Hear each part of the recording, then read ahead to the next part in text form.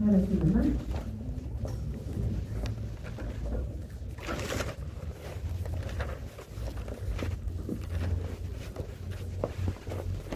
Bien, buenos días a cada uno.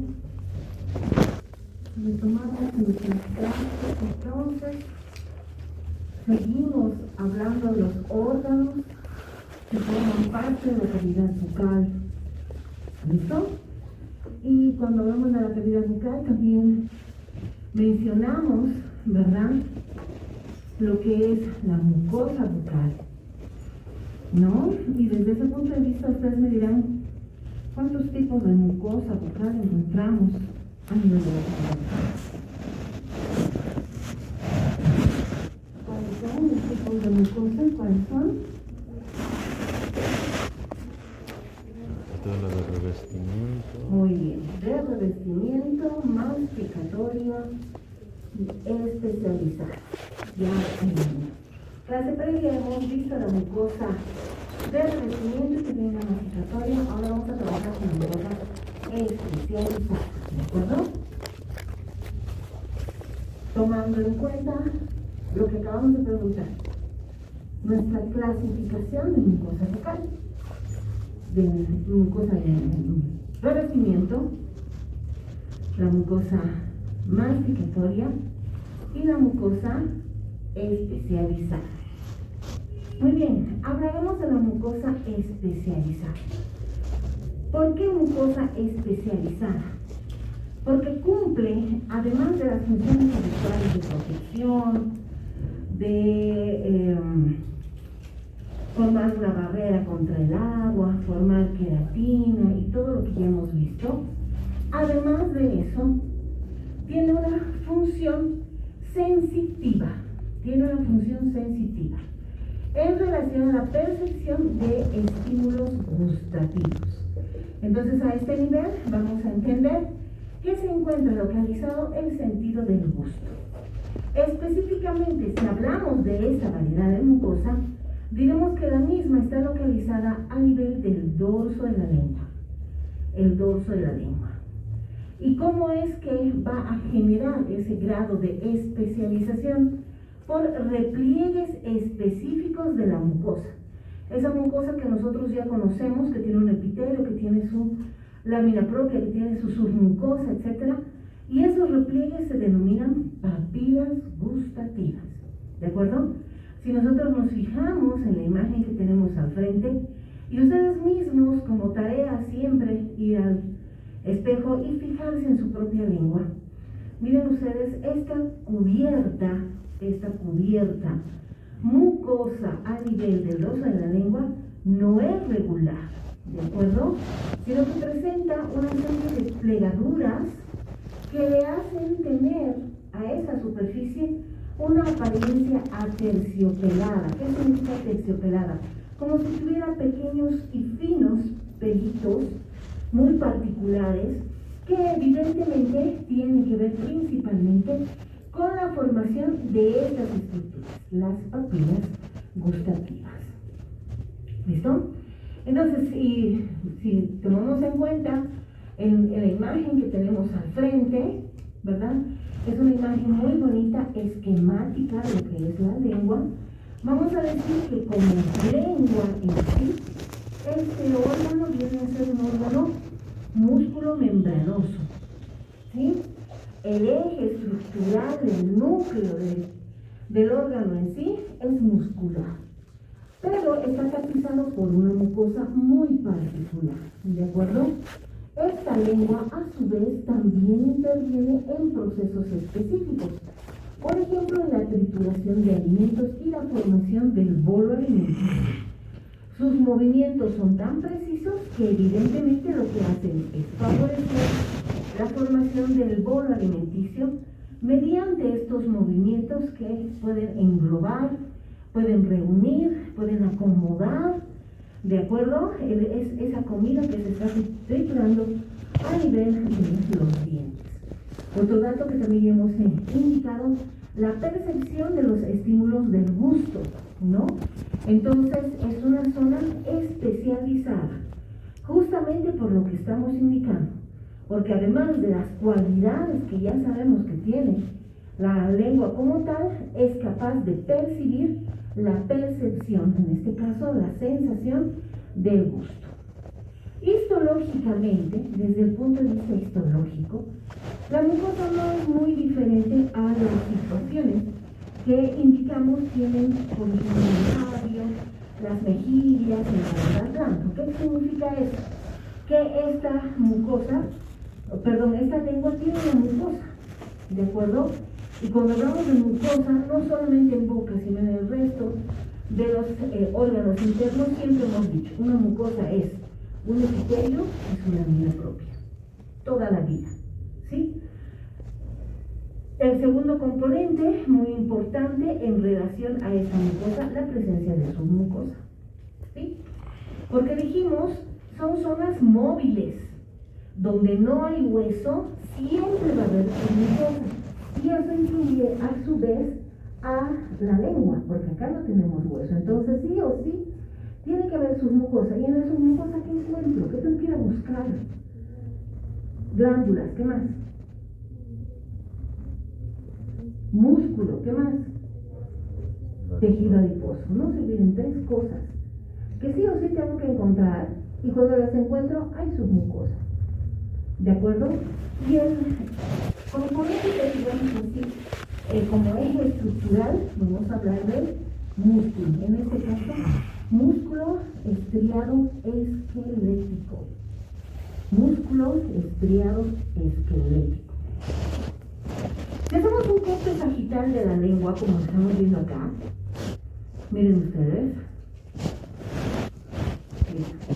aquí tenemos entonces un corte sagital de lengua, ¿sí?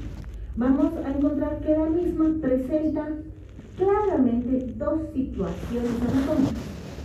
La cara dorsal, que mira directamente hacia la bóveda palatina, y la cara ventral, que está en relación directa con el piso de la boca.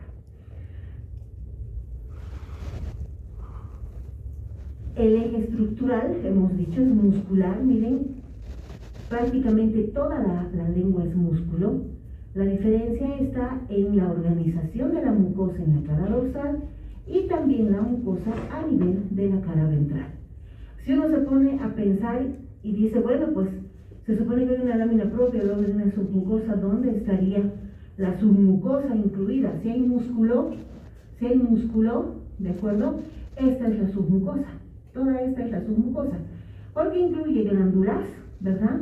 E incluye tejido adiposo, que lo vamos a ir viendo. Entonces, si hablo de la histología, aquí está la mucosa, esta es la mucosa, la lámina propia bien delgadita, que vendría a ser, a ver, vamos a cambiar, que vendría a ser esta situación bien delgada.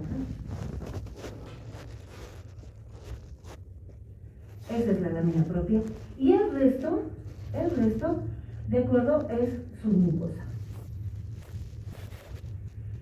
La cara dorsal, como tal, ¿sí?, va a estar dividida funcionalmente a partir de esta zona anatómica específica, que se conoce como la vea lingual. Aquí está la vea lingual. ¿Listo? Entonces tenemos una parte anterior a la vea lingual que se conoce como el cuerpo, ¿sí?, o la zona bucal de la lengua, que ocupa los 2/3 anteriores, o sea, es bastante amplia en relación a la presencia, entonces, de toda la estructura de la lengua. Y luego tenemos la base hacia atrás de la vea lingual, que también se le conoce como la raíz o la zona faríngea, esta que está aquí, de la lengua, que equivale al tercio, en este caso, posterior de la lengua. El cuerpo o la zona bucal, esta parte que estamos encontrando aquí, desde la vea lingual, que la estoy encontrando, que la estoy verificando aquí, toda esta parte, la zona móvil, cuerpo, ¿de acuerdo? Decíamos que tiene un aspecto aterciopelado. ¿Qué significa? No es lisa esa superficie, sino que presenta pequeñas proyecciones que le dan una superficie relativamente suave, muy particular a ese cuerpo o a esa región móvil de la lengua. ¿Cómo se conocen a esas estructuras? que le dan ese aspecto a la zona bucal o al cuerpo de la lengua en la cara dorsal, se conocen como las papilas linguales. ¿Listo? Y vamos a seguir el gráfico que tenemos aquí para poder ir identificando las diferentes papilas. ¿Listo? En ese sentido tenemos 4 variedades de papilas, bien clasificadas e identificables a nivel de la lengua. La primera la vamos a denominar o las vamos a conocer como papilas filiformes. Primer grupo, papilas filiformes. Segundo grupo, las papilas fungiformes. Papilas fungiformes. El tercer grupo, las papilas caliciformes o papilas circunvaladas. Y el cuarto grupo, las papilas foliadas. Papilas foliadas. Si ustedes más o menos se dan cuenta, encontraremos a las filiformes y las fungiformes distribuidas a lo largo de toda la superficie de la cara dorsal de la lengua. Las papilas circunvaladas o caliciformes las vamos a encontrar de preferencia a nivel de lo que es la bilingual, forma la bilingual. Y las papilas foliadas vamos a encontrarlas a ese nivel. En los bordes posterolaterales, aquí están, en los bordes posterolaterales de la lengua. Eso en relación a la cara dorsal, la cara ventral. La cara ventral es esta región que la estamos viendo acá. Aquí está la cara ventral. ¿Sí? ¿Con qué se relaciona? Con el piso. Aquí estaría el piso de la boca. ¿De acuerdo? Y recordemos que esta cara ventral forma parte también del grupo de estructuras relacionadas a la mucosa de revestimiento.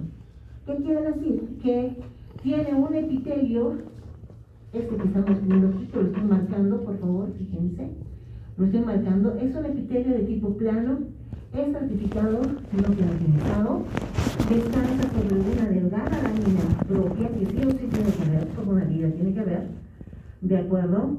Y no presenta, en este caso, no va a presentar las papilas gustativas como tal, no presenta esas papilas. ¿Listo?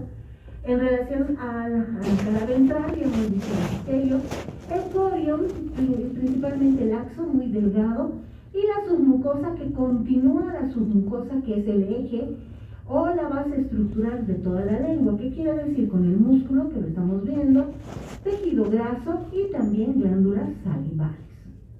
Esta es una imagen de lo que vendría a ser la cara ventral de la lengua, una mucosa muy delgada, muy fina, ¿de acuerdo? Que se relaciona con estructuras particulares. Por ejemplo, es una zona muy vascularizada esta región y puede inclusive transparentarse por lo delgado de la mucosa la observación de vasos sanguíneos relacionados con la zona. ¿De acuerdo? Ahí vamos a encontrar a las venas raminas. Otro dato, cerca a la cara ventral, en relación también al piso de la boca, vamos a encontrar las corúnculas, que no son nada más que aperturas de conductos salivales hacia esta región. ¿De acuerdo?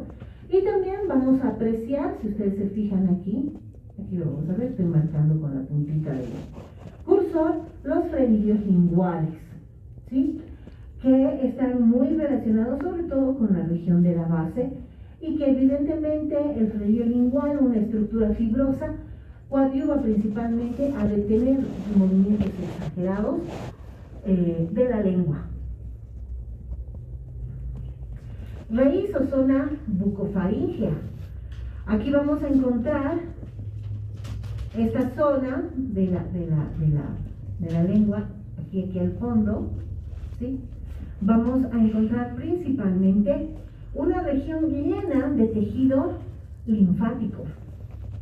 Tejido linfático que se conoce como la zona del anillo linfático de Waldeyer. Anillo linfático de Waldeyer. Ese anillo linfático está formado por tejido amigdalino ¿De acuerdo? Que lo vamos a ir describiendo también conforme vayamos avanzando.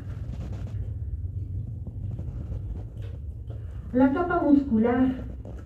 Fíjense otra imagen histológica que demuestra las zonas diferentes. Esta es la cara dorsal, la cara ventral de la lengua. Y miren, decíamos, el eje estructural de este órgano es músculo. Músculo voluntario, músculo esquelético. ¿De acuerdo? Entonces, ese músculo esquelético además tiene una disposición bastante particular en el músculo. Es una disposición que solo aquí la vamos a encontrar. Muchas veces cuando estamos observando preparaciones de lengua y colocamos la laminita y empezamos a buscar solamente mirar el músculo, ya sé dónde estoy. Porque esa disposición del músculo es bastante particular.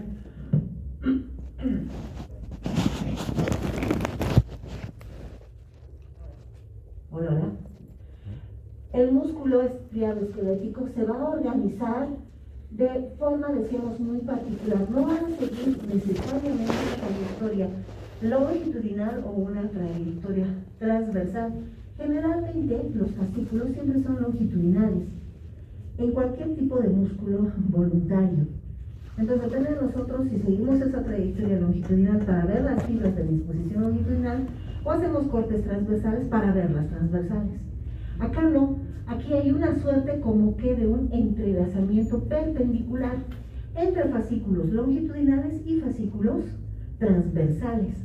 Entonces, haga el corte que yo haga, siempre voy a ver que unos fascículos corren longitudinales y otros transversales y se van acomodando como si fuera la disposición de los ladrillos de un muro. Generalmente, los ladrillos a ver cómo se organizan, no se superponen paralelamente unos sobre los otros, sino que se superponen entre dos, uno, y entre uno, dos, para dar un equilibrio, ¿verdad?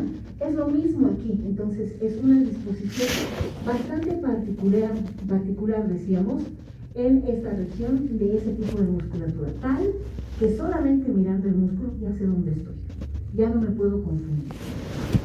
Esta capa muscular es muy vascularizada, obviamente.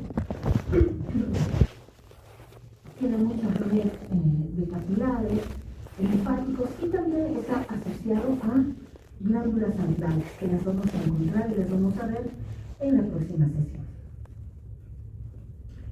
¿Dudas, preguntas hasta aquí? Vamos a hablar entonces sobre papila por papila, ¿listo? Y empezamos con nuestras papilas filiformes. Aquí tenemos ¿Qué las pasaría si la papilas lengua se filiformes. quema? Nos vamos a basar en este cuadrito. Miren ustedes, estoy pintando en este momento el color negro. La disposición de las papilas, ¿las ven? Las estoy marcando. Las papilas filiformes se encuentran a lo largo de toda la superficie de la lengua. De esta superficie que estoy observando acá. Miren, hice un punteado para que ustedes lo vean mucho mejor. ¿Listo? Se ordenan en filas paralelas entre sí. ¿De acuerdo? Y es la estructura que le da ese aspecto a la superficie dorsal de la lengua. Generalmente voy a ver esa superficie repleta de estas papilas. Y son demostrables sobre todo, ¿por qué? Porque van a formar, ¿sí?, muchas queratinas. Es algo bien interesante de estas papilas. En relación a su disposición, si nosotros nos fijamos en esta imagen, que corresponde justamente al atlas, la valenza gármana, ¿sí? Miren ustedes, aquí están las papilas filiformes. ¿Qué significa filiformes? Filis significa en punta, como la punta de un pincel, ¿de acuerdo? Que termina en una puntita. Entonces las papilas filiformes terminan justamente en una punta. ¿Cómo lo estamos viendo aquí? Miren, terminan en puntita. Otro dato importante, estas papilas sobresalen de la superficie de la cara dorsal. ¿Qué significa sobresalir? Miren, chicos, quiero que sigan en este. Esta es la superficie de la lengua, digamos que la cara dorsal, la superficie de la lengua. Estas papilas sobresalen. ¿Me entienden? Hacia arriba. Como tienen la forma de punta, como tienen esta formita, principalmente actúan en mecanismos de desgaste, porque además son papilas queratinizadas.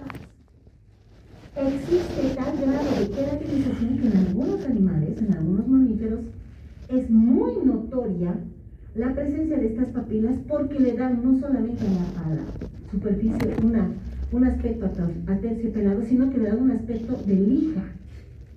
Eso lo han debido ver ustedes, y si tienen gatitos en la casa, han tocado alguna vez en la lengua. Esta es una lengüita ya. Comprobación de el corpúsculo gustativo. ¿Por qué? Porque no intervienen en la percepción de sabores, sino en el desgaste de los alimentos. Entonces, ¿qué sirve tener tanta queratina y desgastar alimentos si van a tener papilas? No tiene sentido, las papilas estarían expuestas, ¿verdad? O sangrantes. Entonces, evidentemente, no requieren de papilas gustativas. Otro dato importante, fíjense en la imagen que tenemos aquí. Fíjense en esta imagen. Este es el epitelio y esta es la lámina propia. Esta que es muy delgada. Aquí está. ¿La ven? Muy delgada. Y asienta directamente sobre las urnas. Esta es otra preparación.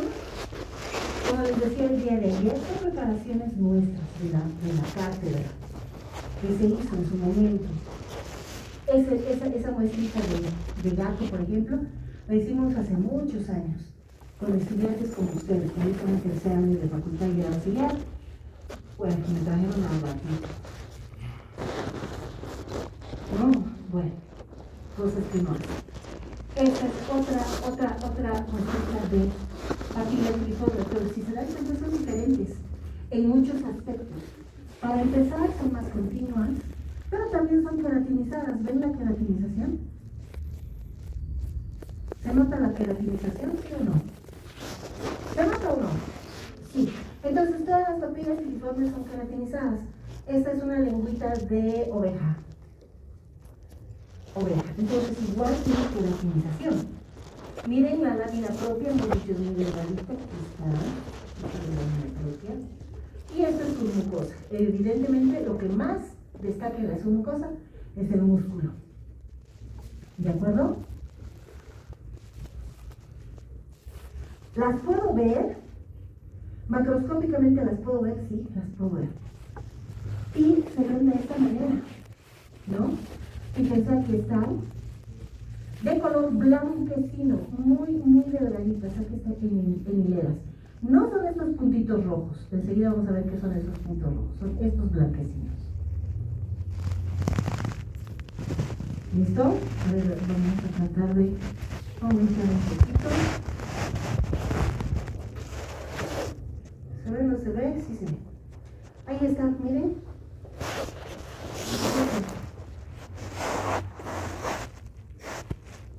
¿Las ven? Sí se ven.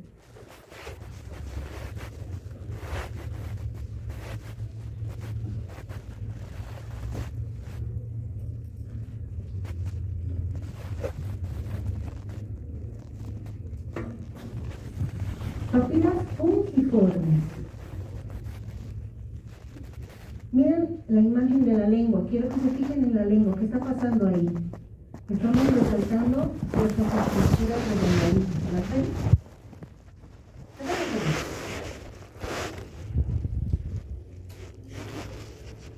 Era que las pinte color rojo, pero se confundían con el color de la lengüita. Bien. ¿Qué significa hongo? Entonces esta papila tiene la forma de un hongo o un bombín. ¿Saben lo que es el bombín? El sombrero de Charles Chaplin. Es un bombín, o sea, abombado. ¿Listo? Entonces estas papilas intercambian o se interponen o alternan, si quieren, su posición con las papilas filiformes. Significa que estas papilas, miren, están en la superficie de la lengua. Aquí están las filiformes, aquí están, y entre ellas están las fungiformes. Significa que para ver fungiformes tranquilamente también puedo ver filiformes.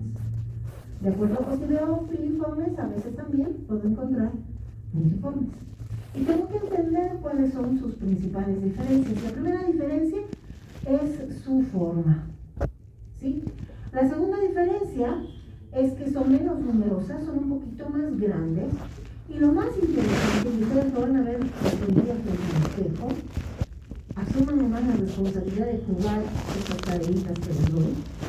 Véanse en el espejo y las van a ver como pequeños elementos rojitos en la superficie.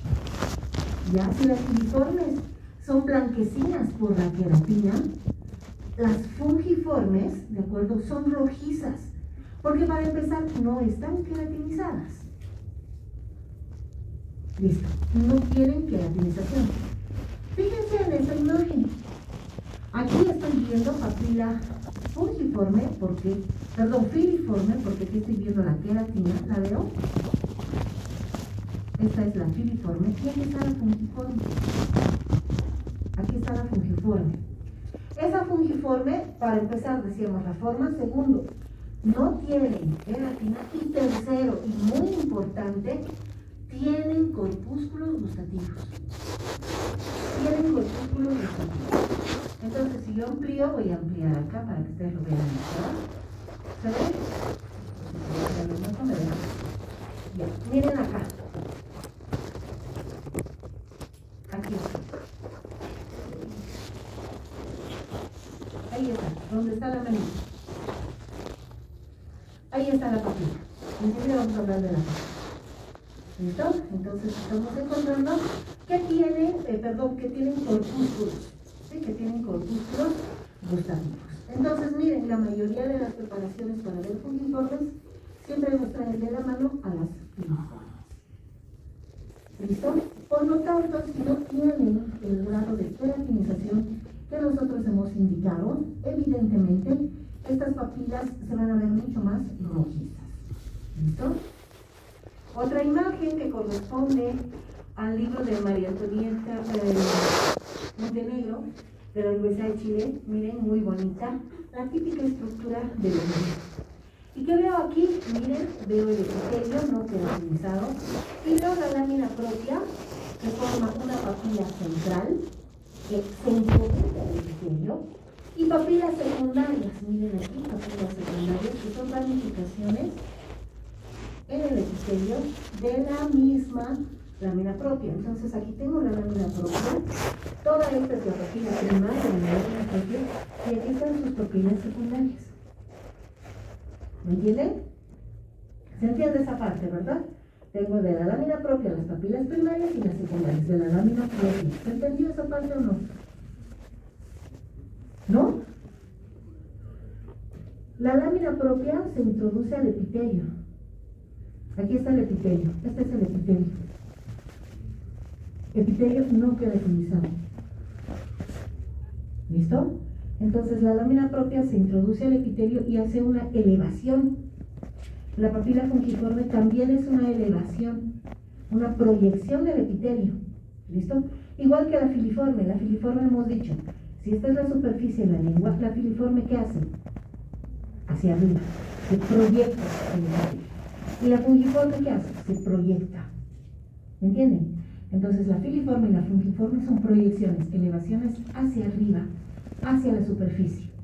Esa proyección se la debe a la lámina propia, tejido conectivo, que penetra dentro del epitelio, proyecta el epitelio como una papila primaria de lámina propia. Y a su vez, como que se ramifica, miren aquí se ve bien, en papilas secundarias de lámina propia.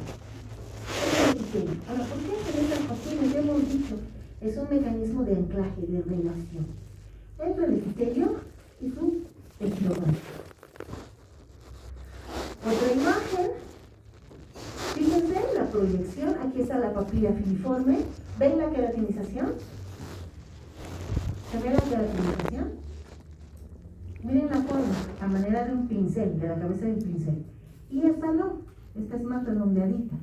Y aquí tenemos, fíjense ustedes, aquí y aquí, ahí vamos a encontrar a los corpúsculos gustativos. Si traslado mi imagen para buscar estas papilas, en la lengua las veo acá, miren. ¿Las ven? Le da un aspecto como que de la superficie de una frutilla a la lengua. Miren, aquí están las papilas fungiformes. ¿Las ven, sí o no? ¿Se ven o no se ven? A ver, vamos a aumentar. Miren. ¿Se nota o no se nota?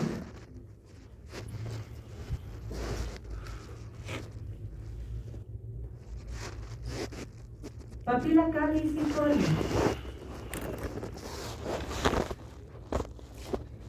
Bien, vamos a dibujar la región donde están las papilas caliciformes. ¿Dónde las vamos a encontrar? A nivel de la lengua. Miren, las estoy pintando. Ahí las estoy pintando, Entre 8 a 12 forman esa B lingual. En relación al tamaño son las más grandes, las menos numerosas, pero las más grandes. ¿De acuerdo? También se las conoce como papilas circunvaladas. ¿Por qué circunvaladas? Porque están rodeadas de un surco, por eso se llaman circunvaladas. ¿Listo? Si yo quiero verlas, ahí está. Es que la luz no nos permite. ¿Será que podemos apagar la luz? Ahora la luz, por favor. Están ahí. Acá está. Con un bajalenguas, con un espejo, ustedes pueden pedir al paciente que saque la lengua, bajan un poquitito mediante el espejo o el bajalenguas y las llevan a las papilas circunvaladas, que son parte, decimos, de la B lingual. ¿De acuerdo? Ahora, un dato importante, y eso quiero que quede bien claro. Las papilas circunvaladas o caliciformes son invaginaciones del epitelio hacia la lámina recta, al revés de la filiforme y de la fungiforme. ¿Qué hemos dicho de la filiforme y fungiforme? Son proyecciones, ¿verdad? Son proyecciones. En el caso del epitelio de estas papilas, se invagina y no se proyecta. Se introduce hacia el interior de la lámina propia. Entonces, si esta fuera la superficie de la B lingual, las fungiformes se introducen. No se proyecta, se introduce. ¿Se entiende esa parte? ¿Se entiende? Ya. Miren ustedes. Decíamos, se denomina circunvalada también porque están rodeadas por un surco. En un corte transversal de la B lingual, no transversal, un corte coronal de la B lingual, a esa altura de la B lingual, a mis papilas fungiformes las voy a ver así. ¿Bien? Entonces, cáliz, como una copa. Por eso también se llaman caliciformes. Tienen la forma de una copa, de acuerdo a un cáliz. Entonces, la superficie del órgano es esta. Esta es la superficie del órgano. Por lo tanto, la papila lo que hace es deprimirse, invaginarse. ¿Se imaginan si en la B lingual esas papilas se proyectaran? Se imaginan lo que sería inclusive para alimentarse o tragar. Por eso tienen que imaginarse, porque por ahí pasa el alimento. Tiene que pasar el alimento. Y evidentemente no puede lesionar esa zona, por eso la papila se invagina. Está rodeada por un surco, que lo vamos a ver aquí. Aquí está el surco. Ahí está el surco. ¿Sí? Surco que como es una depresión, lo que hace es facilitar el ingreso de detritus. Por ahí pasa la comida. Entonces lo que hemos masticado, lo que hemos comido, el surco pasa por ahí y se mete muchas veces a ese surco. Aquí está el surco.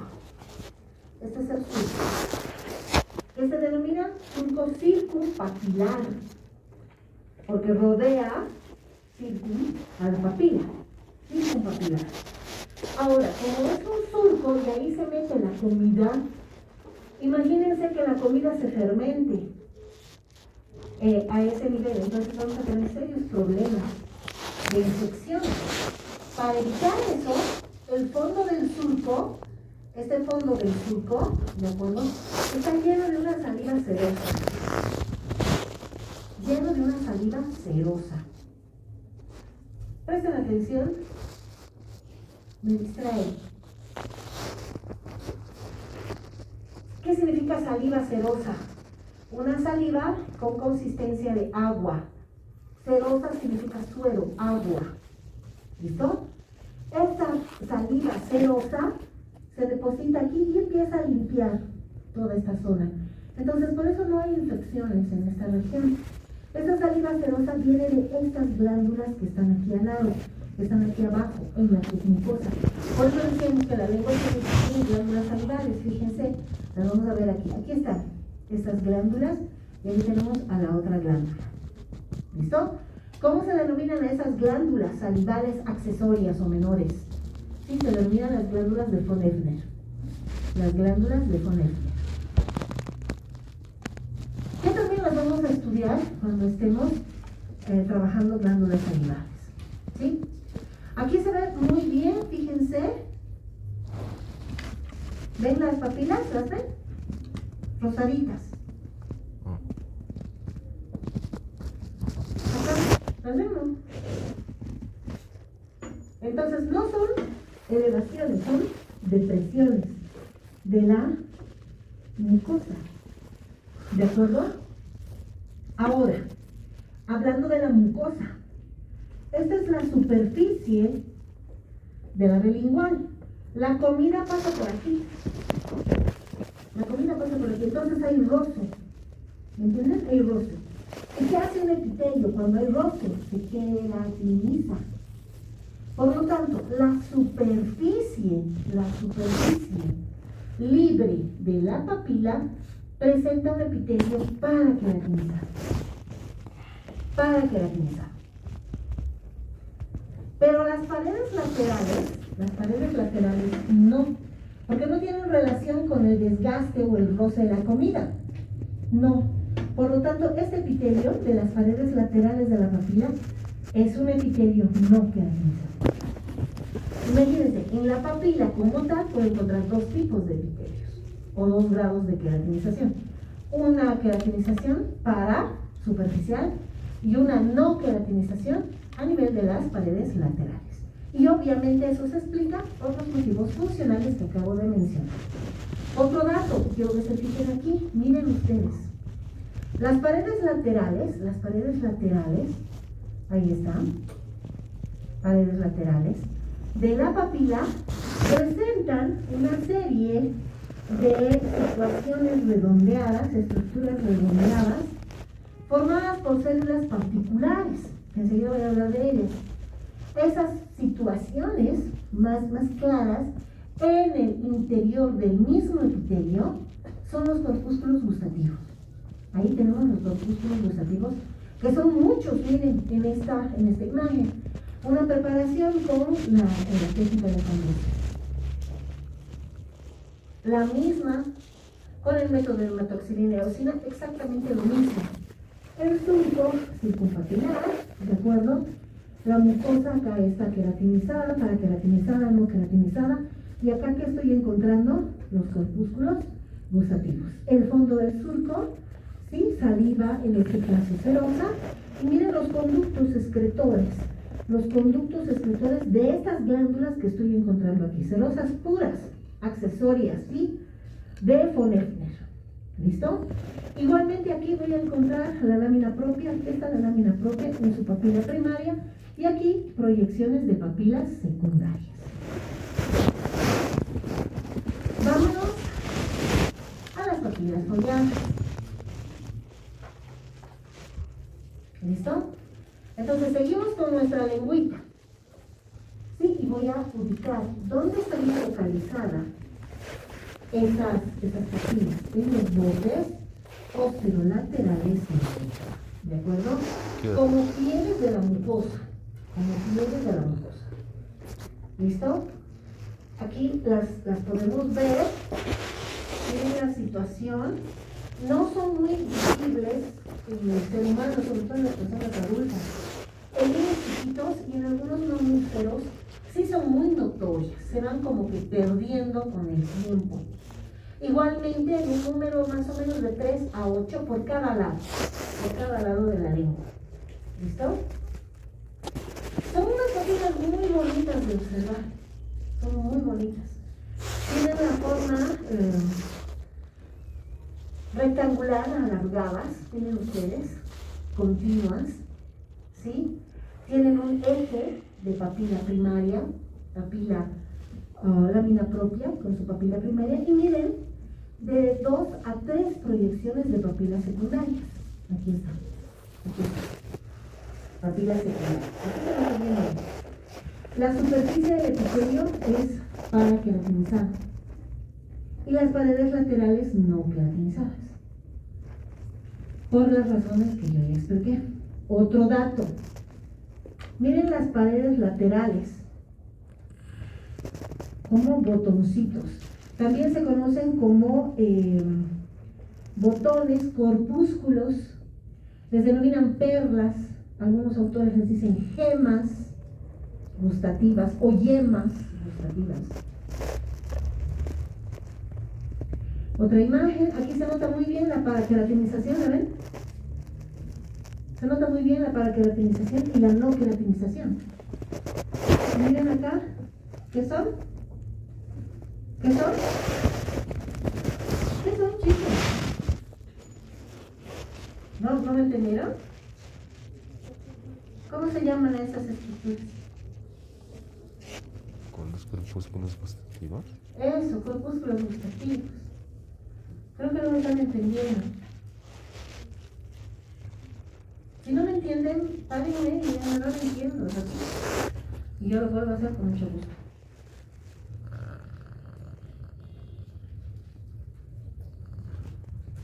Hablamos de los corpúsculos gustativos.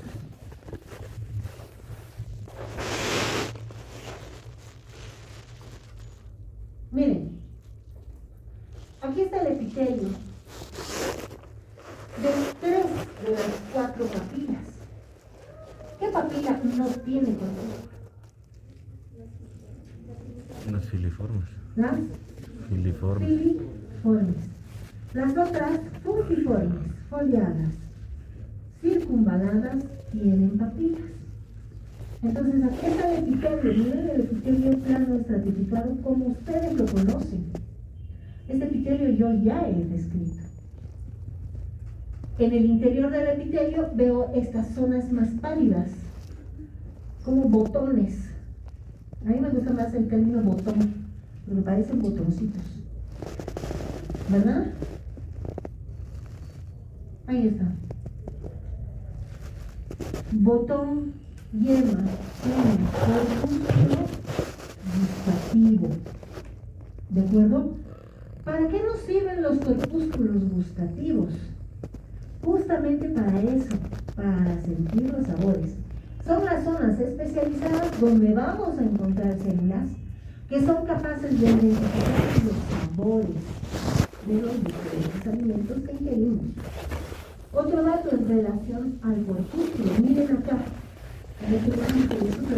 la apertura del corpúsculo hacia la superficie del epitelio forma el poro gustativo, donde las células con apicales especializadas, ¿de acuerdo? Y reconocen e identifican los sabores. El poro gustativo. Aquí estoy viéndolas otra vez, miren, el poro gustativo. Y desde el punto de vista de la microscopía de luz y de la microscopía electrónica vamos a clasificar estas células. Si las vemos con microscopía óptica, Si las vemos con microscopía óptica, ¿qué tipo de células voy a encontrar? Voy a encontrar tres grandes variedades de células. Las células de sostén o las células sustentaculares, las células neuroepiteliales y las células basales.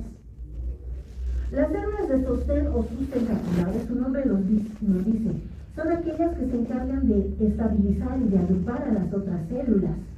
Por eso se conocen como sostén o sustentaculares.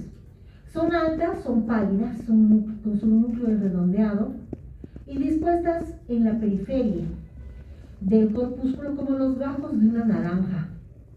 ¿Listo? Entonces son las que van a agrupar, son bastante altas, por eso como que fortalecen la parte periférica del corpúsculo y establecen la relación con las otras células. Las células neuroepiteliales son las células gustativas como tal. En relación a las células sustentaculares son mucho más oscuras. Igualmente son altas, son cilíndricas, alargadas, forman parte de ese gajo, que hemos dicho como si fueran los gajos de una naranja, forman parte, ¿de acuerdo? Pero son mucho más oscuras y estas se relacionan directamente con terminaciones nerviosas. Por lo tanto, son las que actúan sobre todo en la identificación de los diferentes sabores. Las células basales son las células madre. Su nombre lo indica, están hacia abajo, hacia la base. Y se supone que estas son las que generan las otras líneas celulares del corpúsculo. En relación a Gómez de Ferrer y Santos Muñoz, esta es la imagen que presenta. Y fíjense, aquí tenemos a las células sustentaculares, ¿de acuerdo? Que se supone son las más pálidas, altas, delgadas.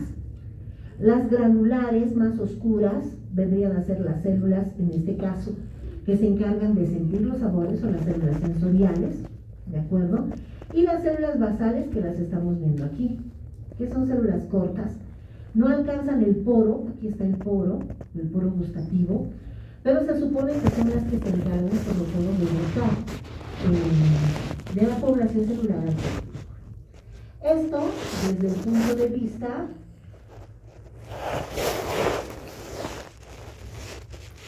de la microscopía óptica, como lo vamos a ver. Pero si yo quiero saber cómo se organizan o se disponen las células desde el punto de vista de la microscopía electrónica, ahí los autores nos hablan de 5 tipos de células, ya no 3. Entonces, en microscopía óptica tengo 3, en microscopía electrónica tengo 5. Y en microscopía electrónica, ¿cómo se llaman a las células? Son 5 variedades. En realidad se las enumera, no se les llama. Tipo 1, tipo 2, tipo 3, tipo 4, tipo 5. Fácil. ¿Listo? Vamos a seguir el cuadrito que tenemos aquí. Y las células tipo 1, las más oscuras, que las estamos encontrando aquí. ¿De acuerdo? Aquí están. ¿Sí?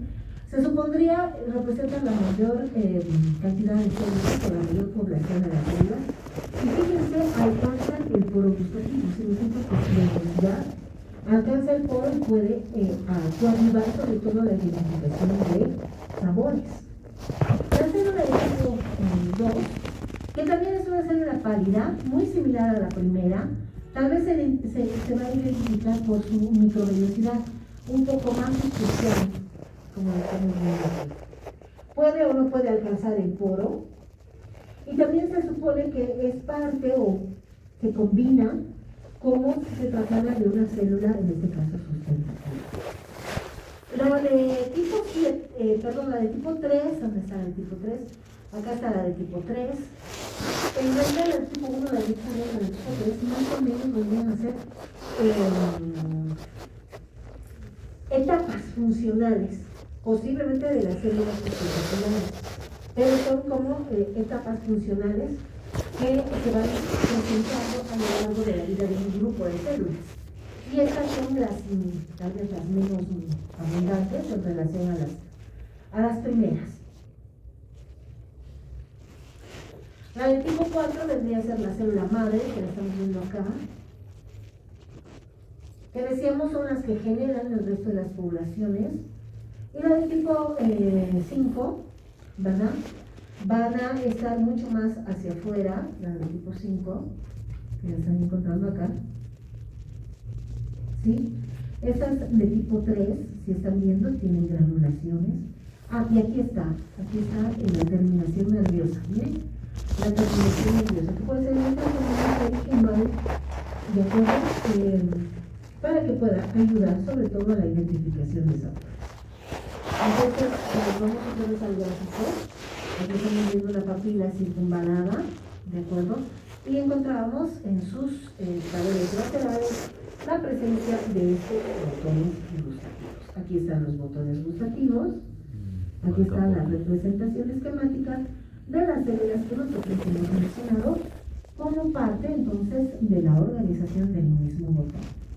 El poro gustativo, miren ustedes, aquí se nota el poro, se lo nota muy bien, que viene a ser esa apertura que viene hacia la superficie, donde la mayoría de las células del botón gustativo proyectan sus especializaciones apicales para poder entonces relacionarse con los diferentes sabores que van a llegar a esa región. ¿Sí?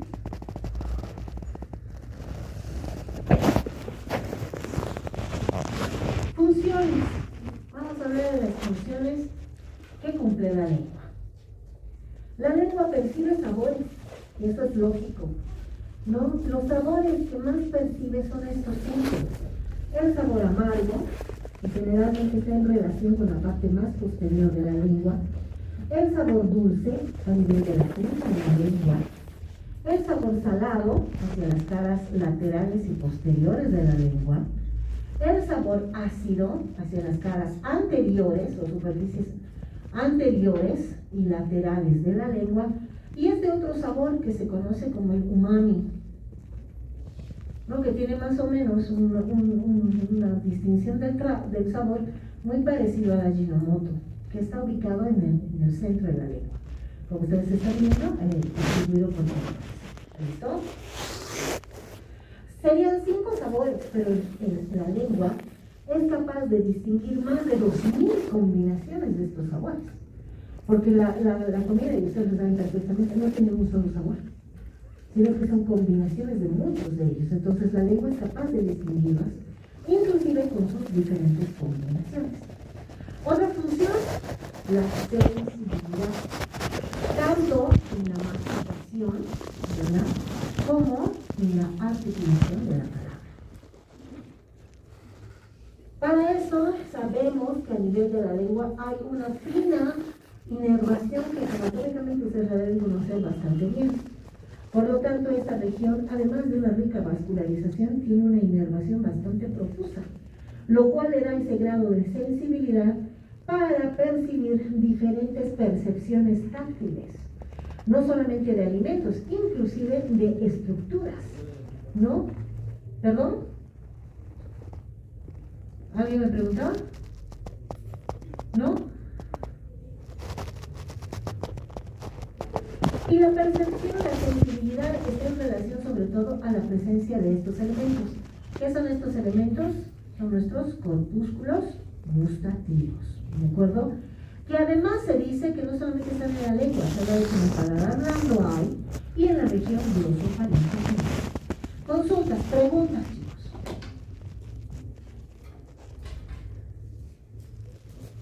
La bibliografía de consulta, ustedes tienen a disposición esa bibliografía. Les recomiendo que por favor la utilicen. Para el día, ¿sí? La inteligencia no se mide